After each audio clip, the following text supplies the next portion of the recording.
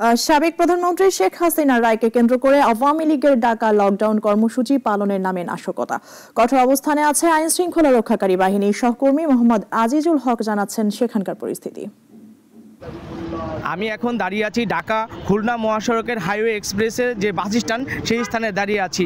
আপনারা জানেন যে সাবেক প্রধানমন্ত্রী শেখ হাসিনার রায় দেওয়াকে কেন্দ্র করে আওয়ামী লীগের ডাকা যে লকডাউন কর্মসূচি পালনের নামে যে নাশকতা এড়াতে সকাল থেকেই ফরিদপুরে সকল ধরনের প্রস্তুতি গ্রহণ করেছে আইন শৃঙ্খলা বাহিনী। এরই মধ্যে নাশকতা ঠেকাতে ফরিদপুরের ভাঙ্গায় 4 প্লাটুন বিজিবি এবং 6 প্লাটুন সেনাবাহিনী, অতিরিক্ত পুলিশ এবং এপিবিএন সদস্য মোতায়েন করা হয়েছে।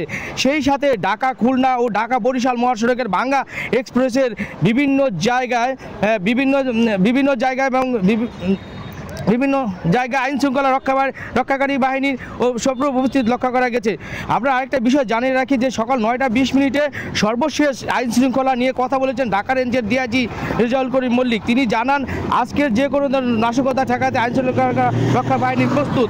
বর্তমানে ভাঙ্গা উপজেলার বিভিন্ন গুরুত্বপূর্ণ জায়গায় আইন শৃঙ্খলা বাহিনীর সতর্কতার সাথে দায়িত্ব পালন করেছে। যে কোনো ধরনের নাশকতার বিরুদ্ধে ব্যবস্থা নেওয়ার সব ধরনের প্রস্তুতি নেবেন বলে জানিয়েছেন তিনি। এই ছিল ভাঙ্গা থেকে সর্বশেষ।